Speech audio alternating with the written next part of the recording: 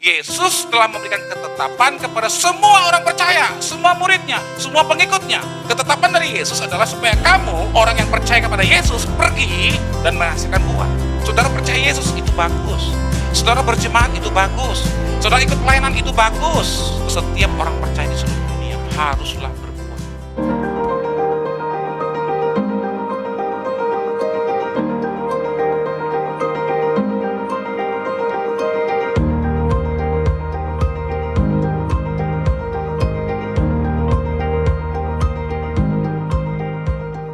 Dan aku telah menetapkan kamu supaya kamu pergi dan menghasilkan buah, dan buahmu itu tetap. Aku telah menetapkan kamu.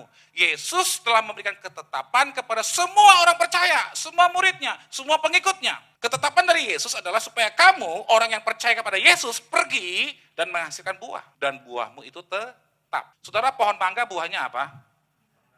Pohon rambutan? Buahnya rambutan. Orang percaya buahnya juga adalah orang percaya. Tadi kan yang percaya Yesus, angkat tangan semua tadi ya. Apakah saudara sungguh-sungguh yakin bahwa saudara adalah murid Yesus? Bukan sekedar percaya Yesus. Kalau yang ragu-ragu jangan angkat tangan. Yang betul-betul yakin saudara adalah murid Yesus, angkat tangan. Boleh angkat tangan? Yang yakin murid Yesus? Oke, silakan turun tangan. Bagaimana kita dapat mengukurnya? Apa buktinya bahwa saudara adalah benar-benar murid Yesus? Dalam hal inilah Bapakku dipermuliakan, yaitu jika kamu berbuah banyak, dan dengan demikian kamu adalah murid-muridku. Bapakku dipermuliakan jika kamu berbuah banyak, kamu adalah murid-muridku, kata Yesus. Jika kamu tidak berbuah, saudara siapa? Siapa kita di hadapan Tuhan? Apakah benar kita adalah murid Yesus?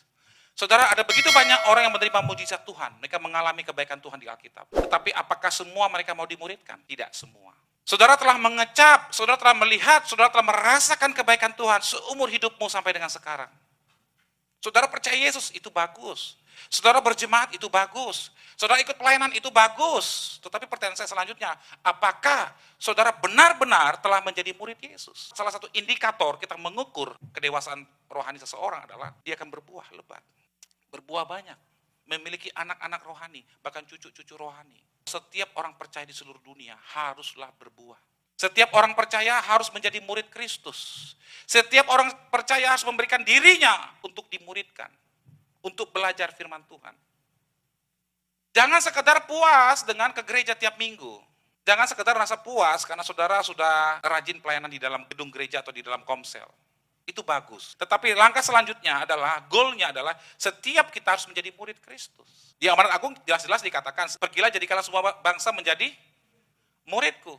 Yang Yesus inginkan adalah setiap orang yang percaya kepadanya kemudian menjadi muridnya. Ada banyak gereja belum melakukan pemuritan. Ada sebagian gereja sudah melakukan pemuritan. Yang sudah melakukan pemuritan berarti telah melakukan langkah maju. Tetapi sayangnya ada juga gereja yang sudah melakukan pemuritan, gagal fokus atau salah fokus. Begitu banyak gereja melakukan pemuritan, tapi fokusnya, tujuannya adalah supaya jemaatnya transfer pengetahuan. Jadi hafal banyak tentang firman Tuhan, memenuhi kepalanya dengan pikiran-pikiran, dengan pengetahuan-pengetahuan tentang firman Tuhan. Itu bagus. Tapi yang Yesus kehendaki, sesuai dengan amanat agung, pergilah jadikanlah semua bangsa muridku, baptis mereka, ajarlah mereka untuk melakukan segala sesuatu. Pemuritan fokusnya adalah untuk melakukan. Setelah saudara tahu firman Tuhan, belajar firman Tuhan, hafal firman Tuhan, saudara harus melakukannya. Kalau saudara cuma tahu firman Tuhan dan memenuhi pikiran saudara dengan begitu banyak pengetahuan tentang firman Tuhan, bahaya saudara. Bisa-bisa nanti menjadi ahli Farisi zaman baru. Saudara, Bapa dipermuliakan jika kita berbuah banyak. Oke, prinsip Alkitabiah bahwa setiap orang percaya harus menjadi saksi Kristus. Setiap orang percaya haruslah menjadi saksi Kristus. Katakan amin. Setiap orang percaya adalah penuai jiwa. Waktu saya berjumpa saudara dengan anak-anak Tuhan di Indonesia dan di Amerika ini, ada yang mengatakan, Pak, apa yang harus kita perbuat? Strategi apa yang harus kita kerjakan untuk merebut kembali Papua dan kantong-kantong Kristen yang sudah mulai dihijaukan? Apakah kita bentuk tim penginjil yang elit, kita kirim ke sana? Ada yang punya ide seperti itu. Saya bilang, kalau saya berpandangan, kita kembali kepada apa yang kata Alkitab. Apa strategi Tuhan Yesus? Strategi Tuhan Yesus adalah jadikanlah semua bangsa menjadi muridnya. Kita mulai menjadikan semua bangsa menjadi murid Kristus mulai dengan jemaat yang ada di gereja kita masing-masing. Bagaimana mungkin kita menjadikan semua bangsa menjadi murid Kristus, kalau di gereja saja belum semua menjadi murid. Jadi kita perkecil dulu, persempit dulu dengan one step, dengan langkah awal, muridkan dulu semua jemaat di sebuah gereja, tempat kita berada. Semua orang di gereja ini, semua jemaat di gereja ini harus dimuridkan. Saudara, tanpa pemuridan tidak akan pernah ada pertumbuhan. Saudara tahu banyak firman Tuhan, nanti belajar firman Tuhan, belajar melakukan, saudara akan banyak bertumbuh. Sedikit belajar, sedikit bertumbuh. Nggak pernah belajar, nggak akan pernah bertumbuh. Itu sebabnya banyak orang Kristen, saudara. Udah puluhan tahun jadi orang Kristen, nggak bertumbuh, nggak berbuah. Kenapa? Karena tidak dimuridkan. Tidak sungguh-sungguh belajar firman Tuhan. Dibawa pada suatu suasana kita merasa nyaman. Dengan sekedar duduk di gereja, menonton, menyaksikan orang melayani, kita ikut merasakan memuji menyembah Tuhan dan kita pulang. Saudara, setiap orang percaya haruslah menjadi saksi Kristus. Dan supaya mereka menjadi saksi Kristus, supaya mereka menjadi penuai jiwa, mereka harus dimuridkan. Orang-orang percaya di Papua, orang-orang percaya di kantong-kantong Kristen, termasuk di Manado ya, termasuk di Sumatera Utara. Semua orang percaya tersebut harus dimuridkan untuk menjadi penuai jiwa. Kita bukan ketakutan, kita bukan menjadi korban untuk dihijaukan. Kita yang memberitakan Injil kepada mereka. Mereka datang ke kampung halaman kita malah memberitakan kabar baik kepada mereka. Kita sambut dengan berita Injil. Kita bukan menjadi korban, kita bukan menjadi target. Kita yang memberitakan kabar baik kepada mereka. Jadi, kembali kepada perintah Tuhan Yesus, semua bangsa harus menjadi muridnya. Dimulai dengan orang-orang percaya di seluruh dunia harus dimuridkan. Supaya semua orang percaya di seluruh dunia dapat melakukan pemberitaan Injil. Dapat bersaksi dalam kehidupan mereka sehari-hari. Supaya saudara dapat melakukan itu, saudara beri waktu untuk dimuridkan.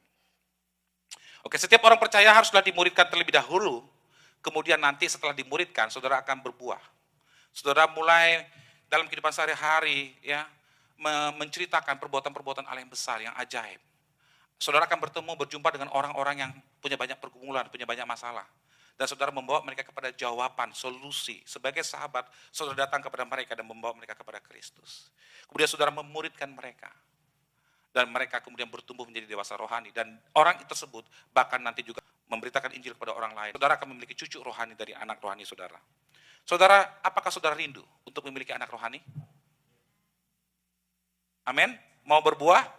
Saudara, di 2 Timotius 2 ayat 2, saya coba terjemahkan dengan terjemahan bebas. Maksud Paulus kepada Timotius muridnya.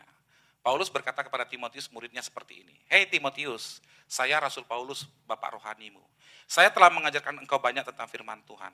Semua firman Tuhan yang kau pernah dengar daripadaku, semua pengajaran-pengajaran yang pernah kau dengar, semua kesaksian, teladan pelayanan, bagaimana aku melayani Tuhan, jatuh bangun, dan aku selalu setia melayani Tuhan. Semua yang kau kecap, semua yang kau rasakan, kebaikan-kebaikan Tuhan dalam hidupmu. Hei Timotius, janganlah kau simpan itu untuk dirimu sendiri. Apa yang kau terima dari Tuhan? Kebaikan Tuhan, kasih Tuhan, pertolongan Tuhan, damai sejahtera, sukacita. Firman Tuhan yang kau dengar, yang memberkati engkau, yang membuat engkau bertumbuh, bahkan engkau memiliki kepastian, keselamatan. Semua itu yang kau terima itu jangan kau simpan untuk dirimu sendiri. Haruslah kau bagikan kepada orang lain, yang orang lain itu juga nanti akan membagikannya kepada orang lain lagi. Saudara, Laskar Kristus harus memuridkan, punya anak rohani. Secara fisik apakah kita akan bertambah tua? Iya dong, makin bertambah tua ya. Kalau semakin tua, kira-kira kita semakin kuat atau semakin lemah? Fisik kita akan semakin lemah, apalagi kalau udah umur 70 tahun ke atas. Larinya nggak bisa kencang kayak dulu. Tapi kalau udah tua, makin lemah. Sebagai hamba Tuhan juga demikian. Secara fisik kita bisa akan semakin melemah. Saudara, seorang Laskar Kristus itu harus menghasilkan Laskar Kristus yang lain. Setiap kita harus mendidik, membesarkan anak-anak rohani. Ya kalau sudah berkeluarga, punya anak, tanggung jawab utama saudara mendidik anak-anak saudara.